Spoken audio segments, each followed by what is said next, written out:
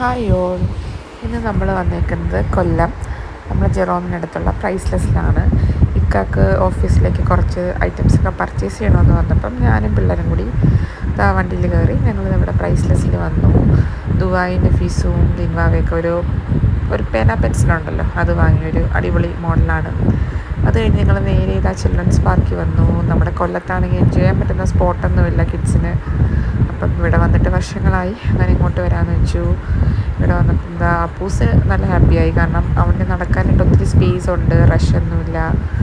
ഇവിടെ ഭയങ്കര വന്നപ്പോൾ തന്നെ കറണ്ട് പോയി, ഒട്ടും വൈബ് ഇല്ലാത്ത സ്ഥലമായിരുന്നു.